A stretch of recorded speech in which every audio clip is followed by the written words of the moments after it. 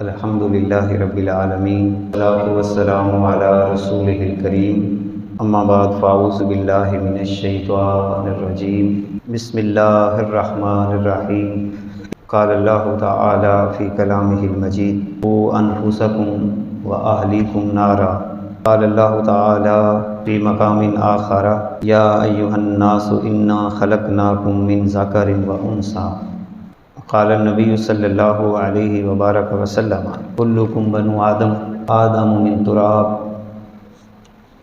او کما قال رسول اللہ صلی اللہ علیہ وبارک وسلم ان اللہ وملائکتہ یصلون علی النبی یا ایھا الذین آمنوا صلوا علیہ وسلموا تسلیما اللہم صلی علی سیدنا وحبیبنا محمد وبارک وسلم وصلی علیہ الصلاۃ والسلام علیک یا رسول اللہ الصلاۃ والسلام علیک یا حبیب اللہ وعلی آلک واصحابک یا رحمۃ للعالمین۔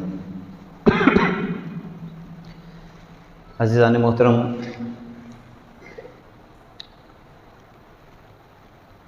گزشتہ جمعہ مبارک میں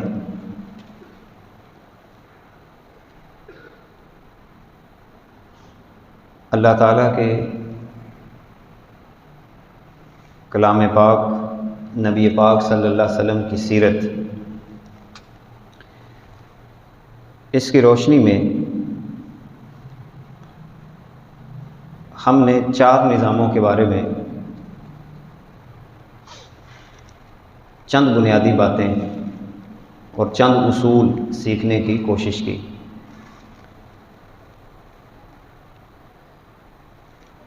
اور ہم اس نتیجہ پر پہنچے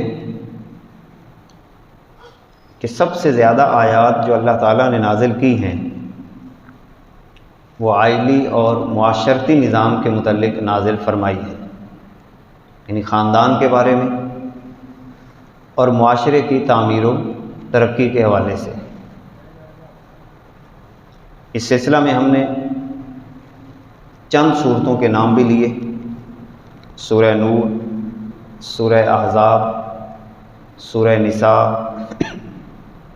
سورہ البقرہ کے کئی رکوع، سورہ مائدہ، سورہ مجادلہ، سورہ طلاق، سورہ تحریم، اور اس کے علاوہ کئی مقامات پر اللہ تعالیٰ نے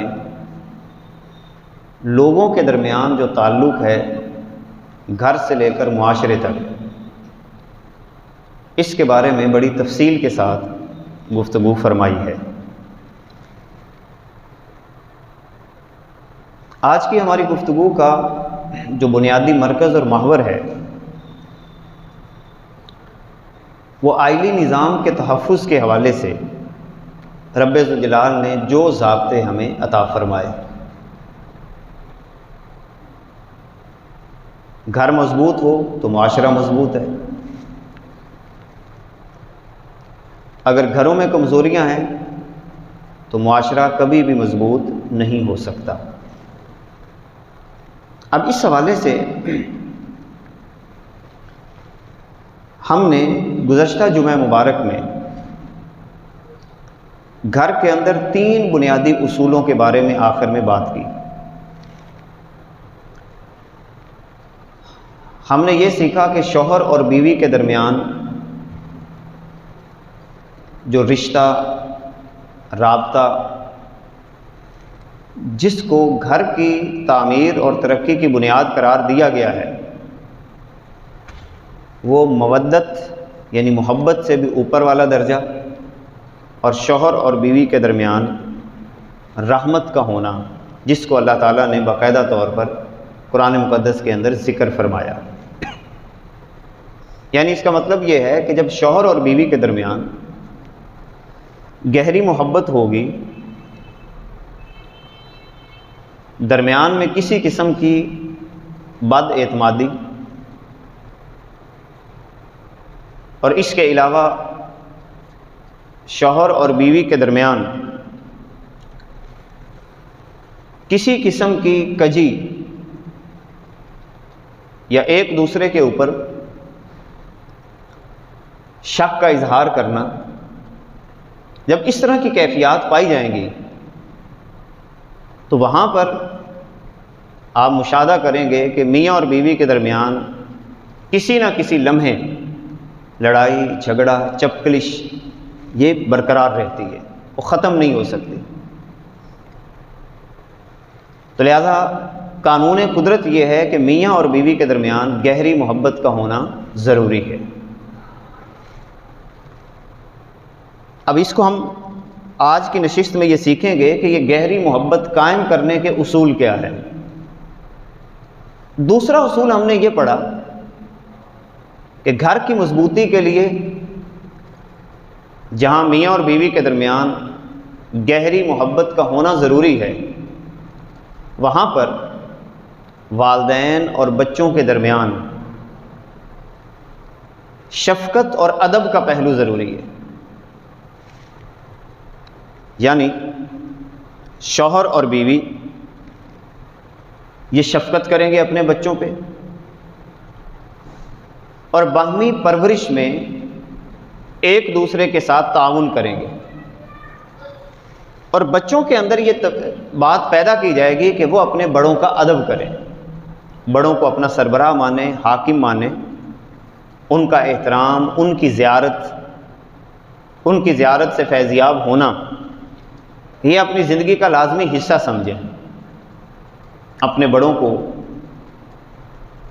کسی بھی طرح نظر انداز نہ کریں، اور یہ زندگی کے ہر پہلو میں ضروری ہے، نکاح سے لے کر آخر تک۔ تو یہ دوسری مضبوطی جو اولاد اور والدین کے درمیان شفقت اور ادب کا ہونا انتہائی ضروری ہے۔ تیسرا اصول ہم نے یہ پڑھا کہ بہن بھائیوں کے درمیان، دو بھائیوں کے درمیان اخوت، بھائی چارہ، یہ رشتہ انتہائی مضبوط ہونا ضروری ہے۔ یہ تین وہ اصول ہیں جو ایک گھر کو مضبوط بناتے ہیں۔ اب اس حوالے سے جہاں پر شوہر اور بیوی کے درمیان اگر محبت کی بات کی جائے، گھر کے نظام کی مضبوطی کی بات کی جائے، تو اس کو بھی مزید پیچھے جا کر چند اور اصولوں کی روشنی میں ہم نے اس کا جائزہ لینا ہے۔ یعنی شوہر اور بیوی کے درمیان جو محبت قائم ہوگی اس کی بھی کچھ بنیادیں ہیں، اللہ تعالیٰ نے وہ بنیادیں بھی قرآن میں ذکر کی ہیں، اور یہ بات اور یہ اصول ذہن میں رکھیں کہ جب کوئی اجتماعی نظام ہو تو اجتماعی نظام کے اندر جب تک کچھ امور آپ متعین نہیں کرتے، خاص نہیں کرتے کہ اجتماعی نظام کو چلانے کے لیے 1 2 3 4 یعنی اس شکل میں جب تک آپ اصول نہیں بناتے، نہیں سمجھتے، اس وقت تک آپ اپنے نظام کی حفاظت نہیں کر سکتے۔ یعنی کوئی بھی اجتماعی زندگی بے تکی نہیں ہوتی کہ ہر بندہ اپنی ہی شتر بے مہار بن جائے۔ دیکھیں، ایک فیکٹری کے اندر ڈائریکٹر ایک ہی ہوتا ہے، 2 ڈائریکٹر نہیں ہوتے، اس کے تحت جتنے مرضی ہو جائیں۔ ایک ملک کو چلانے کے لیے وزیر جتنے مرضی ہوں، مگر وزیر اعظم ایک ہی ہوتا ہے، ہر بندہ وزیر اعظم نہیں بن سکتا۔ بالکل اسی طرح گھر کا نظام ہو، معاشرے کا نظام ہو، اس کے لیے بھی جب تک میں اور آپ ہاتھوں کے اوپر چند اصول نہیں گن لیتے کہ جناب 1 2 3 4 یا 2 یا 3 یا 4 اصول جب تک ہم نہیں اپناتے، آپ اپنے گھر کے نظام کو کبھی بھی بہتر نہیں بنا سکتے۔ اب اس حوالے سے 3 چیزیں اجتماعی نظام کے لیے بنیادی طور پر ضروری ہیں، یہ اصول سیکھتے چلے جائیں۔ 3 چیزیں ہر اجتماعی نظام کے لیے، گھر کا نظام ہو، مثال کے طور پر مسجد کا ایک نظام ہوتا ہے، مسجد کا نظام ہو، گلی اور محلے کا نظام ہو، ریاست کا نظام ہو، 3 چیزیں، 3 اصول مشترک ہیں۔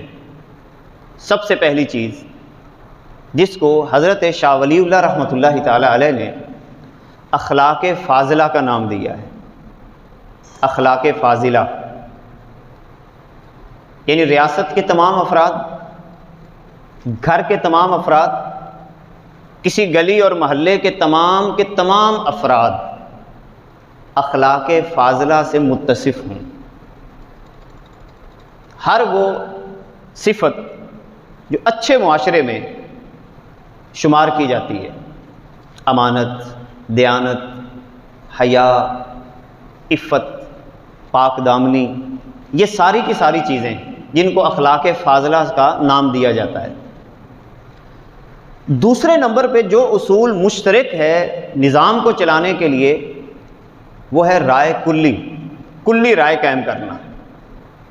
جب تک کسی بھی مسئلے میں آپ رائے قائم نہیں کرتے، پہلے رائے عامہ جس کو کہا جاتا ہے، ہمارے یہاں ایک لفظ بولا جاتا ہے رائے عامہ ہموار کرنا۔ ہم نے کسی کتاب میں پڑھا، کسی خبر میں سنا کہ رائے عامہ کو ہموار کیا جائے۔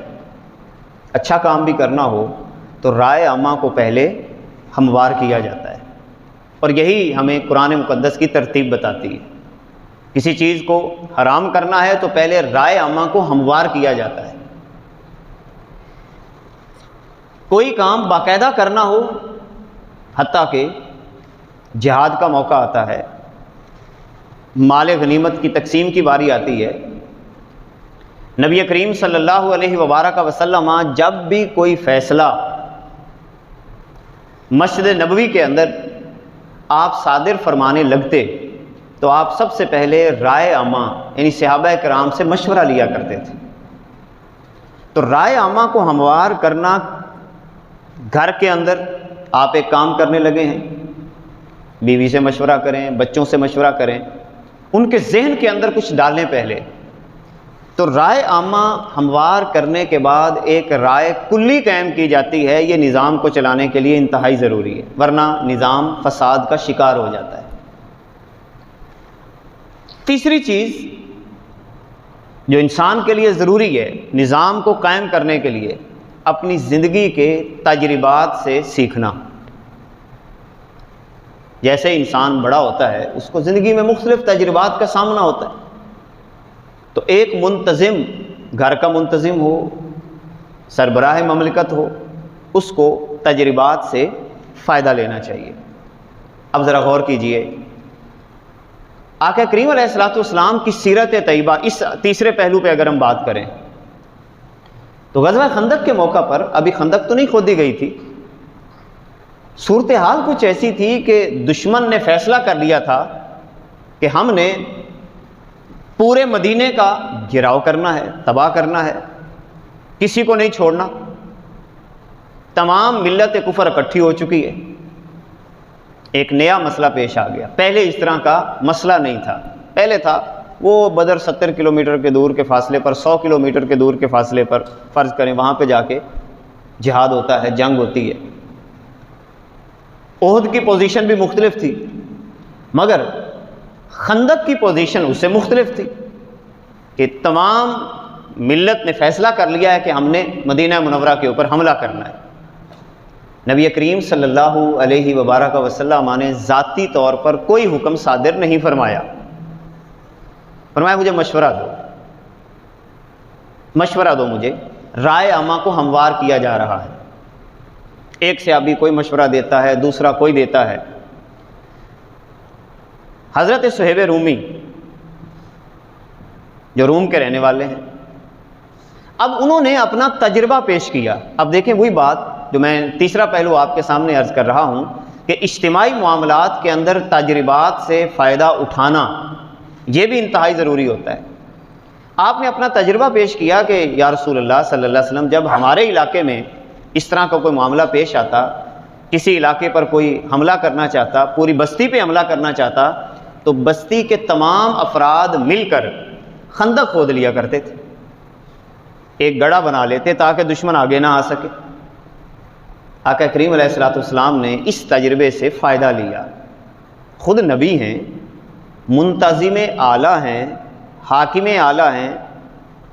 ذرا اندازہ لگائیں کہ حضور علیہ الصلوۃ والسلام حاکم اعلیٰ، منتظم اعلیٰ، جرنیل ہو کر مشورہ لے رہے ہیں، کسی کے تجربے سے فائدہ اٹھا رہے ہیں، اور حضرت صہیب رومی کو یہ نہیں کہا ٹھیک ہے تو روم کے رہنے والا ہے، ہم تیرے تجربے سے کیوں فائدہ اٹھائیں۔ حضور کو بات پسند آئی اور فرمایا بالکل خندق کے کھودنے کا انتظام کیا جائے۔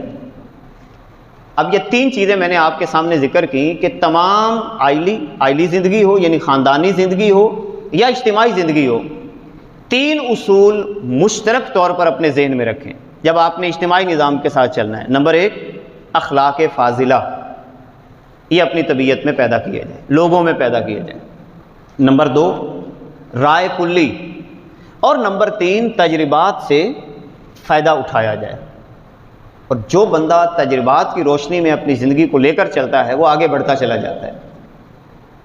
جیسے حضور علیہ الصلوۃ والسلام نے فرمایا کہ مومن ایک سوراخ سے 2 بار نہیں ڈسا جاتا۔ اب کیا مطلب ہے اس کا؟ کہ تجربے سے فائدہ اٹھاتا ہے، وہ دیکھتا ہے کہ میری آئلی زندگی میں اگر کسی جگہ پہ کوئی پرابلم آئی تھی تو کیوں آئی تھی، اس سے تجربہ سیکھتا ہے۔ معاشرتی سطح پر جو اسے پرابلمز آتی ہیں وہاں پر وہ وجہ تلاش کرتا ہے، وہ آگے نہیں کرتا۔ تو یہ تین اصول تمام اجتماعی نظاموں میں مشترک ہے۔ اگلی چیز بڑی اہمیت کی حامل ہے۔ اب ہم آتے ہیں تھوڑا سا اور نیچے، کیونکہ ہمارا آج کا پھر وہی مقصد ہے خاندانی نظام کو سمجھنا۔ گھریلو نظام کے ارکان کتنے ہیں؟ جیسے میں نے پہلے عرض کیا، جب تک آپ 1 2 3 4 کر کے چیزوں کو نہیں سمجھیں گے چیزیں ذہن میں نہیں بیٹھتی۔ حضرت شاہ ولی اللہ،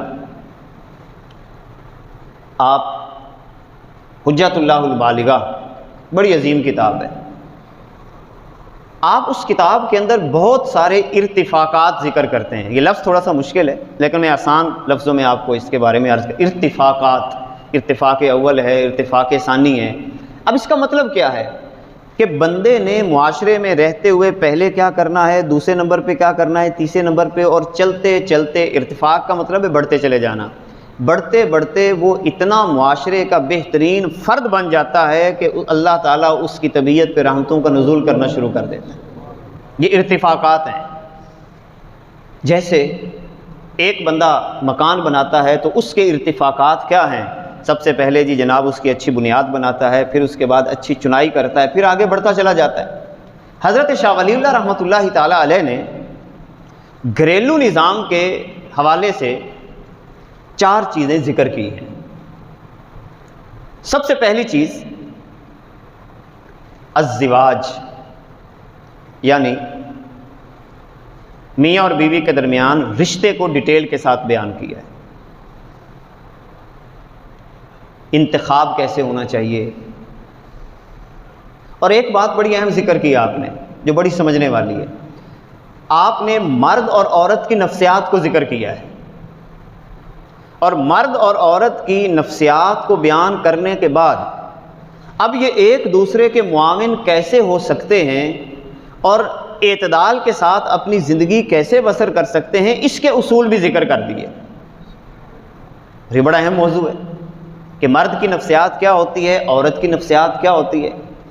اب سیدھی سی بات ہے، جو نفسیات اللہ تعالیٰ نے مرد کی بنائی ہے اور جو نفسیات عورت کی بنائی ہے، جب آپ اس کو چھیڑیں گے، مرد عورت کی نفسیات پہ آ جائے، عورت مرد کی نفسیات پہ آ جائے تو گھر کا نظام تو نہیں چلے گا۔ ہر بندہ اپنے اپنے پہلو پہ چلے گا، بس ایک دوسرے کا معاون بننا ہے۔ کیسے بننا ہے یہ آگے میں ذکر کرتا ہوں۔ دوسرے نمبر پہ حضرت شاہ ولی اللہ رحمۃ اللہ تعالی علیہ فرماتے ہیں الولادت، دوسرا اصول، کہ اب بچے پیدا ہو گئے، تو جب بچے پیدا ہوئے تو اب اس مقام پر والدین اور بچوں کے درمیان کون سے اصول متعین کیے جائیں کہ یہ ان کا رشتہ آپس میں ٹھیک رہے، ان میں کہیں گڑبڑ پیدا نہ ہو۔ بڑی حیرانگی ہوتی اس وقت جب لوگوں کو یہ بات سمجھائی جاتی ہے کہ جناب آپ بھی دین کے راستے پہ چلیں، بچوں کو بھی سکھائیں، نہیں سمجھ آتی۔ ماں اپنی جگہ پہ لگی ہوتی ہے، باپ اپنی جگہ پہ لگا ہوتا ہے۔ اچھا جب بچہ ہوتا ہے 10 سال 11 یا 12 سال کا، عموماً یہ بھی ہمارے تجربے میں بات شامل ہے، رابطہ کریں گے، فون آئے گا، بھی میرے بچے کی تربیت کا کوئی انتظام کر دیں۔ کیوں؟ اب اسے سمجھ آ رہی ہے کہ جب بچہ 10-11 سال کا ہو گیا ہے کہ یہ تو میرے ہاتھوں سے نکل رہا ہے، یہ تو گھر میں بدتمیزی کرتا ہے، گھر کے نظام کے اندر وہاں پر کوئی نہ کوئی خرابی پیدا کرنے کی کوشش کر رہا ہے۔ اب اسے سمجھ میں آئی، جبکہ شریعت اسلامیہ تو یہ ہمیں بتاتی ہے، ایک کتاب بڑی پیاری ہے، علموا اولادکم، اس کا ٹائٹل یہی ہے، نبی کریم صلی اللہ علیہ وبارک وسلم کی وہ احادیث کہ جن احادیث کے اندر آقا کریم علیہ الصلوۃ والسلام نے والدین کو باقاعدہ حکم عطا فرمایا کہ تم نے اپنے بچوں کو کیا کیا سکھانا ہے۔ اب یہ کتاب عربی زبان میں ہے، اب میرے علم میں نہیں کہ اس کا اردو ترجمہ ہو چکا ہے یا نہیں، جب ذہن میں آئے گا تو میں آپ کو بتا دوں گا۔ علموا اولادکم، اور اس میں سب سے پہلی حدیث جو لکھی ہوئی ہے، علموا اولادکم محبت رسول اللہ صلی اللہ علیہ وسلم۔ کائنات کے آقا نے فرمایا، والدین کو فرمایا کہ سب سے پہلی تعلیم، اب ذرا غور کریں، سب سے پہلا علم جو تم نے اپنے بچوں کو پڑھانا ہے، پہلا علم پڑھانا ہے، وہ حضور علیہ الصلوۃ والسلام کی محبت پڑھانی۔ اب ذرا غور کریں، یہ بھی ایک اصول کی ہم نے بات کی ہے، اس اصول پر کتنے گھرانے عمل کرتے ہیں کہ سب سے پہلے اپنے بچوں کو حضور علیہ الصلوۃ والسلام کی محبت سے آشنا کیا جائے۔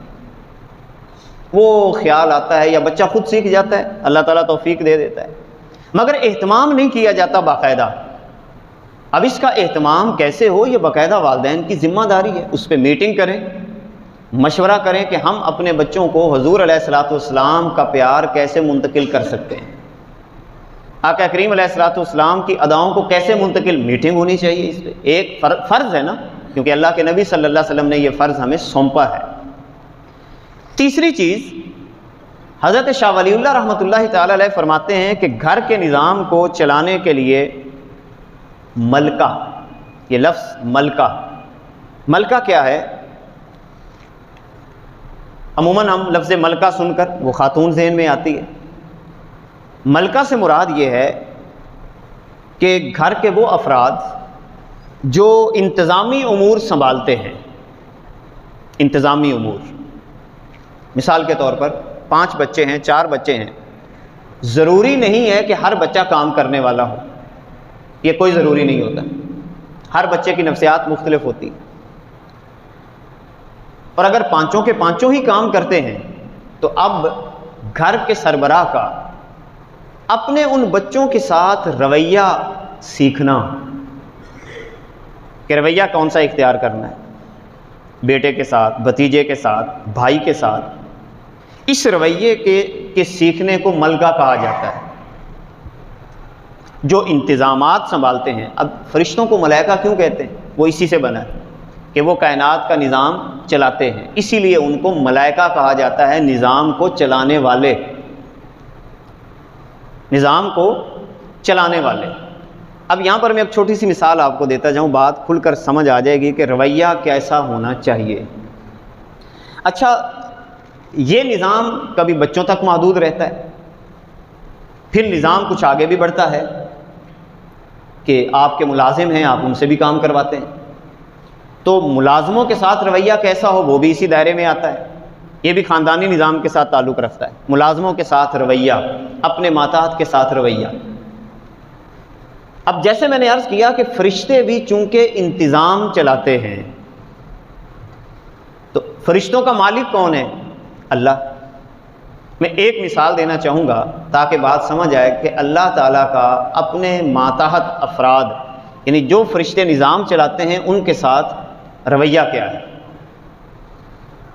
کئی پہلو ہیں، ایک پہلو ذکر کروں گا۔ اللہ تعالیٰ کا انداز یہ ہے کہ جو کام اس نے جس کے ذمے لگایا ہے، جو کام اس نے جس کے ذمے لگایا ہے وہ اسی سے کرواتا ہے، حالانکہ خود بھی اس کو پتہ ہوتا ہے کسی کام کے بارے میں، کسی جگہ کے بارے میں، لیکن پھر بھی وہ پوری ترتیب کے ساتھ کام کو لے کر چلتا ہے۔ مسند امام اعظم میں روایت ہے، اللہ تعالیٰ جبرائیل علیہ السلام کو حکم دیتا ہے کہ اے جبریل، اب فرشتوں کے سردار کون ہے؟ جبریل، تم جاؤ اور جا کر جہنم کا دروازہ کھٹکھٹانا ہے۔ جہنم کا دروازہ کھٹکھٹانے کے بعد جب جہنم کا داروغہ چوکیدار باہر آئے تو تم نے کیا کرنا ہے؟ اس کو یہ بتانا ہے کہ اللہ تعالیٰ تجھے پیغام دیتا ہے کہ جہنم کے فلاں کونے میں ایک بندہ یا حنان یا منان پکار رہا ہے، یا حنانو یا منان، وہ پکار رہا ہے، اس کو جہنم کی آگ سے نکال کر باہر لے آؤ۔ جہنم کا داروغہ اندر جاتا ہے، اس کو کوئی پتہ نہیں چلتا، اور آ کے جبرائیل علیہ السلام کو عرض کرتا ہے کہ مجھے تو نہیں پتہ چل رہا کہ جہنم کی آگ اتنی بھڑک رہی ہے کہ مجھے بالکل نہیں پتہ چل رہا کہ انسان کون ہے اور پتھر کون ہے، ساری چیزیں برابر ہو چکی ہیں۔ واپس آ کے جبریل کو پیغام ملتا ہے، جبرائیل علیہ السلام پھر اللہ کی بارگاہ میں جاتے ہیں کہ جہنم کا داروغہ مجھے یہ کہہ رہا ہے۔ اب سوال یہاں پر یہ پیدا ہوتا ہے، کیا اللہ تعالیٰ کو اس بندے کے بارے میں علم نہیں ہے؟ کیا وہ خود نہیں نکال سکتا؟ کیا یہ کام خود نہیں کر سکتا؟ جو کام جس کے ذمہ ہے اسی ترتیب سے چلا رہا ہے۔ سب سے پہلے آرڈر جبریل کو، جبریل رئیس الملائکہ ہیں، فرشتوں کے سردار ہیں، اس سے اگلا آرڈر نیچے وزیر کی طرف جا رہا ہے۔ آخر کار اس کو نہیں ملتا تو اللہ تعالیٰ پھر بھی خود نہیں نکالتا، بلکہ فرماتا ہے کہ جہنم کے داروغے کو کہو کہ فلاں کونے میں فلاں تہ کے نیچے وہ بندہ پڑا ہے، اس کو باہر نکال کے لاؤ۔ تو اس ترتیب کے ساتھ یہ کام کیا جاتا ہے۔ تو تیسری چیز جو گھر کے نظام کو چلانے کے لیے ضروری ہے وہ ہے انتظام کو سمجھنا۔ جب تک آپ انتظام کو سمجھے بغیر آگے چلیں گے، انتظام ہوتا کیا ہے، منتظم اعلیٰ کا کام کیا ہے، اس کے نیچے والے کا کام کیا ہے، اس کی ترتیب کیا ہے، نظام میں فساد پیدا ہونے کا خدشہ ہوتا ہے۔ چوتھی چیز اس کے بارے میں حضرت شاہ ولی اللہ رحمۃ اللہ تعالی علیہ فرماتے ہیں، الصحبہ، جس کو مصاحبت بھی کہا جاتا ہے۔ اس کا مطلب یہ ہے کہ اب آپ نے اپنے گھر کے افراد کو بھی یہ بات سمجھانی ہے اور اپنے آپ کو بھی پیش کرنا ہے۔ کس اعتبار سے؟ کہ دوسروں کے ساتھ رویہ کیسا رکھنا ہے، یعنی باقاعدہ یہ گھر کے نظام کے اندر یہ چیز شامل ہے کہ بچوں کو بتانا ہے کہ دوسروں کے ساتھ رویہ کیسے رکھنا ہے۔ اب دوسروں سے مراد رشتہ دار بھی آ گئے، اچھے رویے، اخلاق فاضلہ جو اوپر میں نے بات کی ہے، اچھے اخلاق سکھانے ہیں، بڑوں کے بارے میں رویہ، بہنوں کے بارے میں رویہ کہ بھائی اپنی بہنوں کے ساتھ کس انداز سے اپنا رویہ اختیار کرے، یہ باقاعدہ باپ اور ماں کی ذمہ داری ہے، بتایا جائے۔ باہر اگر کسی سے ملنا ہے تو رویہ کیسے ہو، خواتین کے ساتھ ملنے جلنے کا رویہ کیسا ہو، یہ تمام رویے سکھانا یہ گھر کے ماحول کی ذمہ داری میں شامل ہے۔ اب یہ چار چیزیں ہو گئیں گھر کے نظام کو بہتر بنانے کے لیے۔ پہلی چیز الزواج، یعنی رشتہ کس بنیاد پہ آپ کا ہو رہا ہے۔ نمبر دو الولادت، یعنی جب بچہ پیدا ہو گیا تو اب اس کو آپ نے بتانا کیا ہے۔ نمبر تین انتظامی امور کے بارے میں سکھانا اپنے بچوں کو، اور چوتھے نمبر پہ بچوں کو یہ تعلیم دینا کہ دوسرے لوگوں کے ساتھ آپ کا رویہ کیسا ہونا چاہیے۔ یہ چار چیزیں باقاعدہ تفصیل کے ساتھ جب تک ہم سیکھیں گے نہیں اور دوسروں کو بتائیں گے نہیں، ہمارا کوئی نظام بہتر نہیں ہو سکتا۔ ہم ہیں شتر بے مہار، اپنی مرضی سے زندگی بسر کر رہے ہیں، قرآن و سنت کو تھاما نہیں ہے۔ حضرت شاہ ولی اللہ نے رحمۃ اللہ تعالی علیہ نے عورت کی نفسیات بیان کی ہے اور مرد کی بھی نفسیات بیان کی ہے۔ آپ فرماتے ہیں کہ عورت کی نفسیات یہ ہے کہ طبعی طور پر بچے کی پرورش میں زیادہ ہدایت والی عورت ہوتی ہے، مرد کے اندر یہ اتنی صلاحیت نہیں ہوتی۔ آپ اس کا تجربہ کر کے ہم سب اس کا تجربے میں یہ چیز شامل ہے، عورت بچے کو دودھ بھی پلا رہی ہوتی ہے، گھر کے کھانے بھی بنا رہی ہے، کپڑے بھی دھونے ہیں، جھاڑو بھی دے رہی ہے، اس کے اندر حالانکہ بچہ رو بھی رہا ہوتا ہے، بلک بھی رہا ہوتا ہے، مگر وہ مینیج کر لیتی ہے کسی نہ کسی طرح۔ اور مرد کی گود میں بچہ 10 منٹ 20 منٹ کے لیے بھی آ جائے تو اس سے وہ برداشت نہیں ہوتا۔ اب یہ فطری چیز ہے، یہ کمزوری نہیں ہے، اس کو کمزوری مرد بھی نہ سمجھیں، یہ آگے اس کا پہلو میں بیان کرتا ہوں۔ عورت کے اندر اللہ تعالیٰ نے یہ صلاحیت رکھی ہے۔ ایک اور چیز جو عورت میں فطری طور پر ہے، جو اللہ تعالیٰ نے رکھی ہے، کہ یہ جزوی طور پر زیادہ حساس ہوتی ہے، چھوٹی چھوٹی چیزوں کے بارے میں سوچتی ہے، چھوٹی چھوٹی چیزوں کے بارے میں، مگر ٹوٹل فیصلہ کرنے میں کمزور ہوتی ہے۔ مثال کے طور پر چھوٹے چھوٹے کاموں کی طرف توجہ اس کی بہت زیادہ ہوگی، یہی وجہ ہے کہ وہ چمچ کا بھی خیال رکھے گی، گھر کے ایک برتن کا خیال رکھے گی۔ مرد کو ان باتوں سے کوئی سروکار نہیں ہوتی، وہ ایک پونا بھی آگے پیچھے ہو جائے تو اس کا خیال رکھے گی، پونا کدھر گیا، چمچ کدھر گئی، کولی کدھر گئی۔ یہ چھوٹی چھوٹی چیزیں کے بارے میں سوچنا یہ عورت کی باقاعدہ نفسیات ہے، جبکہ مرد جو ہے اس کی نفسیات کے اندر یہ چیزیں شامل نہیں ہیں، کم شامل ہیں صحیح کم ہیں۔ اس کی نفسیات میں کیا ہے کہ یہ مشقت زیادہ کرتا ہے بیرونی، جو کہ عورت نہیں کر سکتی۔ اسی طرح مرد کلی معاملات کو زیادہ دیکھتا ہے، مجموعی معاملات، ان کے بارے میں اس کی توجہ زیادہ ہوتی ہے۔ اب ذرا یہ دو اصول ہی اگر ہم دیکھیں، اس کی مزید تفصیل میں ابھی نہیں جاتے، یہ دو اصول ہی دیکھیں، یہی الٹ کر دیں آپ۔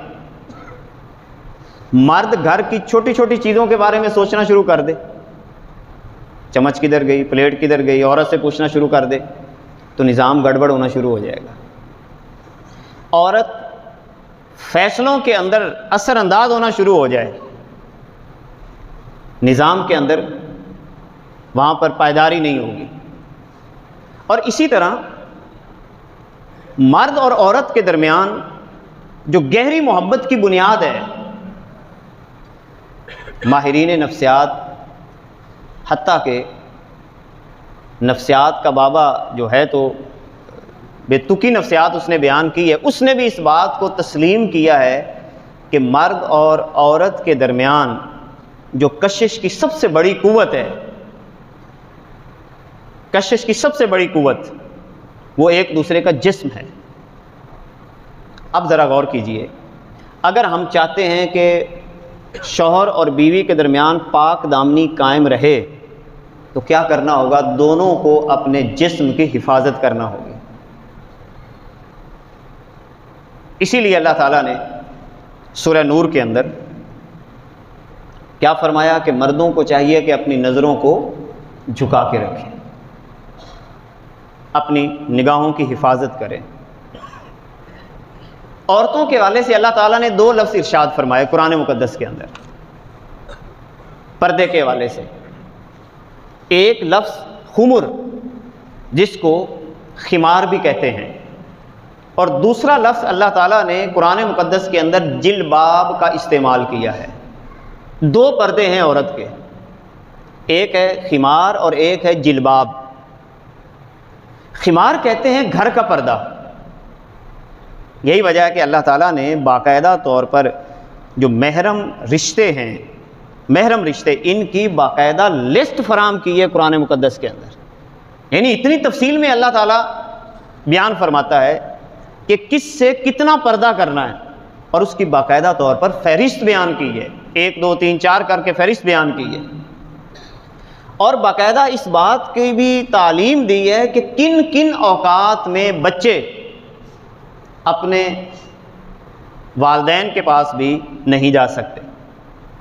فجر سے پہلے کا وقت ممنوع قرار دے دیا، دوپہر کا وقت ممنوع قرار دے دیا، عشاء کی نماز کے بعد کا وقت ممنوع قرار دے دیا۔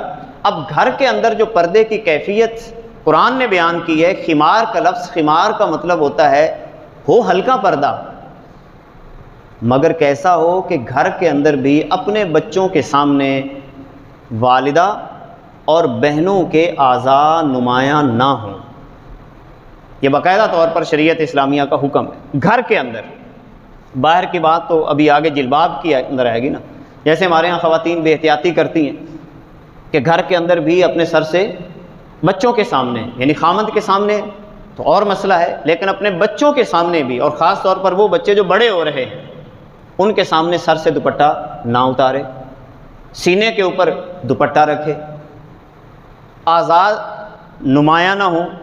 یہ باقاعدہ طور پر تربیت میں شامل ہے۔ اگر ہم اپنے بچوں کا مستقبل پاک، صاف اور پاکیزہ بنانا چاہتے ہیں تو اپنے گھر کے اندر جو عورتوں کے لیے پردہ ہے، ماں کے لیے، بیٹی کے لیے، بہن کے لیے، اس کے لیے اللہ تعالیٰ نے خمار کا لفظ استعمال کیا ہے۔ ایسی چادر اوپر لپیٹ لینا جس سے اس کے اعضاء نمایاں بچوں کے سامنے بھی نہ ہوں۔ اسی طرح عورت کے سامنے بھی منع ہے کہ اس کے اعضاء نمایاں نہ ہوں، یہ منع ہے۔ اور خاص طور پر فقہ کی کتابوں میں لکھا ہے کہ ایسی عورت جو بلار ہو، جو لوگوں کے سامنے گھروں کی باتیں بیان کرتی ہو، ایسی عورت کے سامنے تو آپ بھرپور پردے کا اہتمام کریں، کہیں وہ لوگوں کے سامنے جا کے گھر کی باتیں نہ بیان کریں۔ اب یہ خمار کا لفظ اللہ تعالیٰ نے استعمال کیا، اور جب باہر نکلیں گی تو اس حوالے سے اللہ تعالیٰ نے جلباب کا لفظ استعمال کیا، من جلابیبہن۔ جلباب بڑی چادر کو کہتے ہیں، اور وہ بڑی چادر کہ جب لی جائے تو پورے اعضاء اس کے چھپ جائیں، کوئی عضو ظاہر نہ ہو۔ اور جلباب اس کو بھی کہتے ہیں کہ بڑی چادر اور اس کا ایک حصہ چہرے کے اوپر کر لیا جائے، اس کو جلباب کہا جاتا ہے۔ اب یہ باہر کا پردہ ہے، یہ تو خواتین کے لیے ہو گیا، اور مردوں کے لیے کیا ہے کہ وہ اپنی نظروں کو جھکا کے رکھیں، کسی کی طرف نگاہ نہ اٹھائیں۔ جب یہ دونوں اپنی نگاہوں کو پاک کریں گے تو بالیقین میاں اور بیوی کے درمیان گہری محبت پیدا ہو جائے گی، اور اگر یہ پاک نہیں رکھیں گے تو کہیں نہ کہیں پہ دراڑ کی کیفیت جو ہے وہ ضرور پیدا ہوگی۔ اسی طرح ایک اور بڑی اہم چیز ہے کہ جب ہم بچوں کی شادیوں کا اہتمام کرتے ہیں، اس حوالے سے حضرت شاہ ولی اللہ رحمۃ اللہ تعالیٰ علیہ نے جو ہدایات عطا فرمائی ہیں، آپ نے فرمایا کہ سب سے پہلا اصول تو یہ ذہن میں رکھیں کہ بچی یا بچے کے ذہن کے اوپر خوف طاری کر کے ان کے نکاح نہ کیے جائیں، ان خوف طاری کر کے، خوف زدگی نہ ہو۔ اب اس کے لیے کیا کیا جائے گا؟ پہلی بات تو یہ ہے کہ بچے اور بچیوں کی شروع سے ایسی تربیت ہوگی کہ وہ ان کی نظریں ادھر ادھر نہ جائیں، اور اسی طرح بچوں کے لیے یہ حکم ہے کہ وہ شادی میں غیرت کو چیلنج نہ کریں۔ اب غیرت کو چیلنج کرنے کا کیا مطلب ہے کہ بچے خود آگے کوئی قدم نہ اٹھائیں، کیونکہ باپ نے ساری عمر اس کو پالا ہے، ماں نے اس کے اوپر محنت کی ہے، تو ان کی غیرت کو چیلنج نہ کریں، کیونکہ جن گھروں کے اندر ماں باپ کی غیرت کو چیلنج کیا جاتا ہے اس گھر کے اندر بھی فساد پیدا ہوتا ہے۔ اسی لیے کہا، خطبہ کا لفظ استعمال ہوا ہے، خطبہ۔ ایک ہوتا ہے خطبہ، ایک ہوتا ہے خطبہ۔ خطبہ کہتے ہیں آپ اگر کسی کے گھر کے اندر دلچسپی ہے کہ شادی کرنا چاہتے ہیں تو خاموش پیغام، لوگوں کو نہیں بتانا جی میں ادھر پیغام ابھی بھیج رہا ہوں، تو جب تک کوئی مکمل بات واضح نہ ہو لوگوں کے سامنے نہیں بیان کرنا چاہیے۔ اب یہاں پر کتنی خرابیاں بعض دفعہ جنم لیتی ہیں کہ جو لوگ وہ بچپن سے ہی رشتے ناتے جوڑ دیتے، ساروں کو بتا دیتے ہیں۔ اب ہوتا کیا ہے کہ جب بچے بڑے ہوتے ہیں تو پھر وہاں پر ان کی مرضی سے ہٹ کر کچھ چیزیں ہوتی ہیں تو خرابیاں پیدا ہونا شروع ہو جاتی ہیں۔ فرمایا کہ اس کام کو پوشیدہ رکھو، تمہارا دل بھی اگر ہے نا، بھائی کے گھر ہے، بہن کے گھر ہے یا کسی کے گھر ہے، تو اس معاملے کو پوشیدہ رکھو، بتاؤ نہیں کسی کو، خاموشی سے کام کیا جائے۔ کام ہو جائے ٹھیک ہے، نہ ہو تو پھر بھی ٹھیک ہے، کوئی بعد میں ہم انا کا مسئلہ بنا لیتے ہیں، غیرت کا مسئلہ بنا لیتے ہیں، کہ ہم نے ان سے رشتہ لیا ہوا تھا، بچپن کی بات طے ہوئی تھی، دادے نے کیا تھا، نانی نے کیا تھا، وہ پرانے رشتوں کو لے کر سامنے آ جاتے ہیں، مگر زندگی تو بچوں نے گزارنی ہے۔ تو اب یہاں پر فرمایا کہ خطبہ کا استعمال کیا جائے، یعنی خاموش پیغام رسانی۔ پھر اس کے بعد بچی کے سربراہ کی رضامندی، اس کو باقاعدہ طور پر اس میں شامل کیا جائے تاکہ فساد پیدا نہ ہو۔ اور پھر خاتون کے اعزاز میں حق مہر کا اہتمام کرنا تاکہ اس کا اعزاز برقرار رہے۔ اب یہ ساری باتیں جو آج ہم بنیادی طور پر سیکھ رہے ہیں گھر کے نظام کے حوالے سے، تو 3 باتیں تو مشترک ہوئی، میں دوبارہ دہرا دیتا ہوں۔ کسی بھی اجتماعی نظام کو چلانے کے لیے، خوبصورت بنانے کے لیے، نمبر 1 اخلاق فاضلہ، ہر بندہ اچھے اخلاق کی طرف آگے بڑھے۔ نمبر 2 رائے کلی، یعنی باقاعدہ رائے کے ساتھ چلے،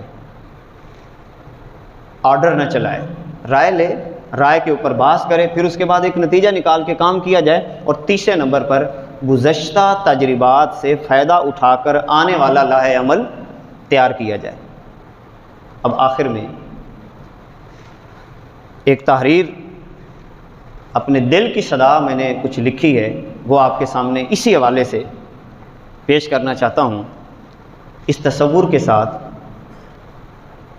کہ سب سے پہلے تو اپنے ذہن میں مدینہ منورہ کا ایک خاکہ وہ ذہن میں بٹھائیں کہ ہم مدینہ منورہ میں ہیں، سرکار کا دور ہے، مسجد نبوی ہے، صحابہ کرام سرکار کی بارگاہ میں حاضر ہیں، مدینہ کی گلیوں کا ماحول کیسا ہے۔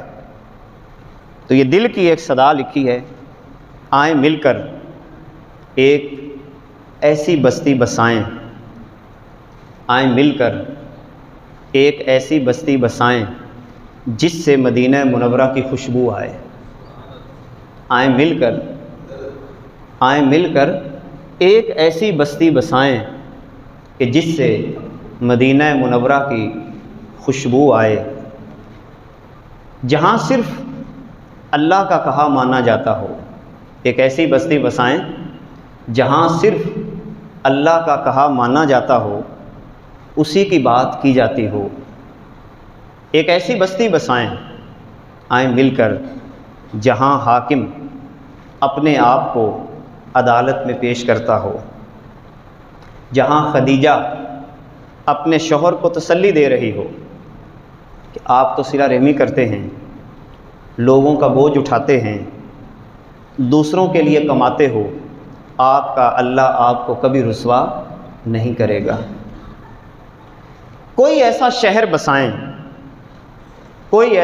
بسائیں، اللہ کرے ایسے شہر بسیں، ایسی بستیاں بسیں، کوئی ایسا شہر بسائیں جہاں بھوکوں کی خوراک، کمزوروں کی دلجوئی اور مظلوم کی مدد کی جاتی ہو۔ کہیں پر تو جھلک نظر آئے کہ یہاں عزتیں اور مال محفوظ ہے۔ ایک ایسی بستی جہاں کے نوجوان، مرد اور عورتیں پاک دامنی اور طہارت کی اعلیٰ مثال قائم کریں۔ ایک ایسا نظارہ دیکھیں کہ محبوب کی ہر ادا کی تعمیل کے لیے محبت کرنے والے ہاتھ باندھے کھڑے ہوں، ہر فرد کے کردار سے محبوب کی جھلک نظر آئے۔ کوئی ایسی بستی بسائیں کہ دن رزق حلال کی طلب میں گزرے، علم کی تلاش میں گزرے، خدمت خلق میں گزرے، رات کی تنہائی میں اللہ اور اس کے رسول کی محبت اور چاہت میں اس بستی کے افراد کی آنکھیں نم ہو جائیں۔ جب رات ہو تو اس بستی کے تمام افراد مصلے ڈال کے بیٹھے ہوں اور حضور کی محبت میں آنسو بہا رہے ہوں، اور جب آنکھیں بند ہوں، نیند آ جائے اس بستی کے افراد کی، اس گاؤں کے افراد کی، جب آنکھیں بند ہوں، نیند آ جائے، نیند کا غلبہ ہو، تو بستی اور شہر کے افراد اپنے آپ کو مدینہ منورہ کی مقدس فضاؤں میں چلتا ہوا پائیں۔ پوری بستی خواب میں مدینے پہنچی۔ ایک ایسی بستی مل کر بسائیں جہاں مائیں اپنے بچوں کو عشق مصطفیٰ کے عظیم رشتہ سے جوڑ رہی ہوں۔ فحاشی، بے حیائی، بد کلامی، بد نگاہی سے پاک بستی کے نوجوان اپنے دامن میں حیا اور محبت مصطفیٰ کی دولت لیے ہوئے ہوں۔ ایک ایسا نظارہ تو دیکھیں، کاش کہ ایک ایسا نظارہ تو دیکھیں جہاں ہر چہرہ مسکراہٹیں بکھیرتا ہو، امن فراہم کرے۔ کوئی ایسا نظارہ تو دیکھیں کہ جس بستی کا ہر چہرہ مسکراہٹیں بکھیرتا ہوا امن بانٹتا چلا جائے، نفرتیں قدورتیں کہیں دور بھاگ جائیں۔ اور آخر میں نے اس پہ لکھا ہے، اے دل یہ تیری خواہش ہے، اے دل یہ تیری خواہش ہے، امید لگا سکتا ہے، امید تو لگائی جا سکتی ہے نا۔ اے دل یہ تیری خواہش ہے، امید لگا سکتا ہے، سہانے خواب دیکھ سکتا ہے، مگر جب تک ایسا نہیں ہوتا تو خود کو ایک جہاں بنا لے، جب تک ایسا نہیں ہوتا تو خود کو ایک جہاں بنا لے۔ تو اللہ کا کہنا مان، اپنے آپ کو مخاطب ہے، تو اللہ کا کہنا مان، تو لوگوں سے محبت کر اور بانٹ، کمزوروں کی دل جوئی کر، کسی کا سہارا بن، مظلوم کی مدد کر، نگاہ اور دل کو پاک کر، محبوب کی ہر ادا کی تعمیل کی کوشش کر، رزق حلال تلاش کر، علمی پیاس بجھا، خدمت خلق کر، فحاشی بے حیائی بد کلامی سے تو بچ، بڑوں کا احترام کر۔ جب تو ایسا کرے گا تو وہ تجھے بلائیں گے، جب تو ایسا کرے گا وہ تجھے بلائیں گے، تیرے خوابوں کو رونق بخشیں گے، تیری روح شہر مدینہ کی مقدس گلیوں کے نظاروں میں گم رہے گی۔ آؤ کہ مل کر کوئی ایسی بستی بسائیں کہ جہاں سے مدینے کی خوشبو آئے۔ اللہ تعالی ہمیں سب کو اپنی اپنی جگہ پر ایسی بستیاں بسانے کی توفیق عطا فرمائے۔ وآخر دعوانا ان الحمد للہ رب العالمین۔